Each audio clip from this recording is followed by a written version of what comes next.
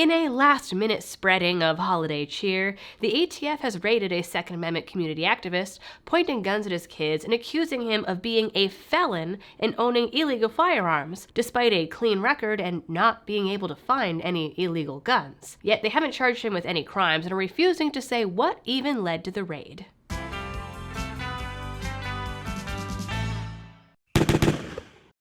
The ATF doing ATF things is nothing new, but this story is a little different and a little odd because they actually found nothing and are giving zero information. We don't know what led to the raid, who signed off on it, where the complaint came from, or what even kicked off the investigation. We just know that it happened and that the feds also allegedly threatened to arrest both the man and his wife if he continued his community Second Amendment efforts. Because there's so few details and it's a big mystery, I almost didn't want to report on it, but then I figured that is exactly why the feds are trying to keep it quiet. And if you've been at this channel for longer than 5 minutes, you know that I'm not so good at doing quiet.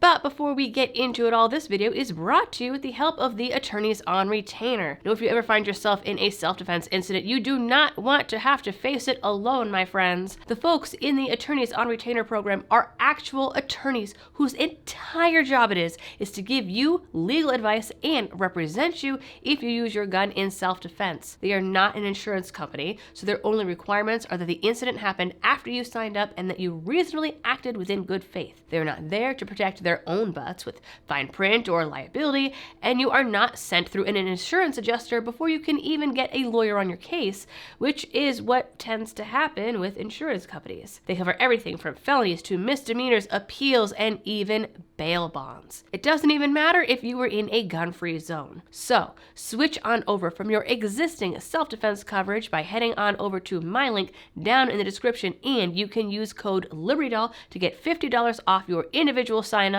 And you know what? You might as well make that your New Year's resolution. So this story is about Mark Manley, also known as Mark Choppa, a guy who has 308,000 followers on YouTube, though he doesn't seem to update his channel very often. To my understanding, he is a high school teacher and coach who also holds self-defense classes, teaches survival skills, firearms training, hunting and fishing, conflict resolution, and is a Second Amendment advocate. I also believe that he does this mostly in urban areas in Maryland. Now, a few days before Thanksgiving, around 4 a.m., Manley's wife was drinking coffee in the living room when suddenly she yelled that there were people outside surrounding the house and crawling around in the grass, which frankly is terrifying. It wasn't immediately clear who was around the house, and Manley said his first thought was that he'd have to defend his home and family, so he ran to wake up his kids. While he was doing this, the ATF broke into the home and threw a flashbang in the living room where his wife was still sitting on the sofa and his 15-year-old son's bedroom, who they threatened to shoot when he didn't immediately get out of bed after being flashbanged. And yet somehow the kids still had the wherewithal to be demanding a lawyer while they were pointing guns at his face. Then the ATF marched out his family, who were in their pajamas, including a 17-year-old teenager in a tank top, and pointed their rifles at his children, which was all caught on outdoor security cameras, though the ATF also allegedly tried to tamper with his security cameras, which reminds me a lot of the Brian Malinowski case. It was reportedly 20 degrees, and the family was made to stand outside in handcuffs, in pajamas and their underwear, while the ATF searched the house. Now, Manley did an interview with the National Association for Gun Rights and told them that during the search, the ATF eventually, it took a while, showed him a warrant that accused him of being a felon in possession, having machine guns, and other illegal firearms. Now, Manley was involved in a self-defense case when he was working as a security guard several years ago in DC, but the shooting was found justified, and he hasn't been convicted of any crimes. He also states that all of his firearms are legal, and he doesn't own any machine guns. He himself points out that the laws in Maryland are a lot stricter than other places, and he says that he follows them to a T. Now, Manley allegedly offered to open the safe that he has after the ATF was threatening to blow it open, and the ATF only found legal firearms. In fact, They did not take a single gun and did not seize anything out of the home except for his cell phone, which they said was part of the investigation. The investigation that he has been given no other information on. Now, there have been no charges. There's been no follow-up, no explanation, except to tell Manley that someone had made a complaint, and allegedly one of the ATF agents on the scene apologized to his wife. We're still not sure why. Meanwhile, his kids are traumatized. Several doors in the home are broken. There's holes in the floor. There's burn marks from the flashbangs. There's all kinds of damage. Apparently, the dogs were pooping all over his house. Not very professional.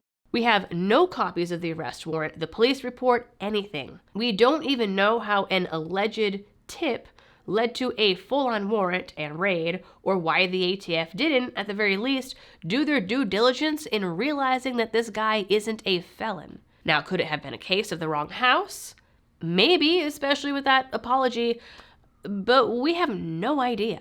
Now, I am not the only one that thought of the Malinowski case here. Manley himself made the connection, saying that if he and his wife had been sleeping and hadn't been up early because they work in the public school system, the first thing he would have done was grab his gun, and then it would have been a gunfight. One that probably would have ended the same way as the Malinowski case. As for this alleged tip about his guns, he has no idea where that came from, but it's not his first run-in with the authorities. As I said earlier, he was involved in a self-defense case, and apparently the mother of one of the people that was shot because they were trying to rob a place that he was guarding have been calling for justice for quite some time. The government also has been shutting down his events, especially those that focus on the Second Amendment and firearm safety for the urban Black community. Unsurprising. The authorities even threatened to arrest him if he continued to hold workshops, and threatened to arrest his wife as well, even though, to my knowledge, she is not involved in this work. Manley has continued to hold events anyway, saying, quote, "I want to normalize educated Black firearm owners in the inner city. I want to put emphasis on self-defense laws and teach our youth how to be responsible." And honestly, learning self-defense and firearm safety and firearm laws on top of conflict resolution and de-escalation techniques sounds like a pretty good start.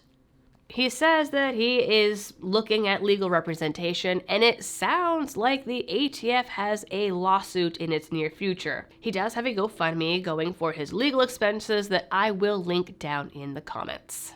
Now, of course, again, we are only getting his side of the story because no one involved in this case on the law enforcement side has said anything about it. There's been no comments, no information, nothing, completely silent. So we have no way of getting their side of the story, but generally speaking, that's not something that really looks good. And given the ATF's track record, I'm inclined to believe Mr. Manley. Only time will tell. We might never know about this. If it does go to court, then maybe we'll get some information. If it isn't kept quiet, we will see. I will keep an eye on it and let you know of any updates that do come up. In the meantime, ladies and gentlemen, thank you for tuning in and ahead of time doing all of the little algorithm things. Merry Christmas to everyone, and thank you to everyone who voted for me in the Gundies. I just got word yesterday that apparently I've made it to the top 5.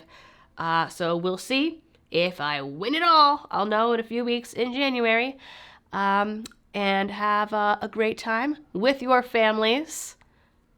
As always, thanks for tuning in. Stay safe out there, ladies and gentlemen, and happy shooting.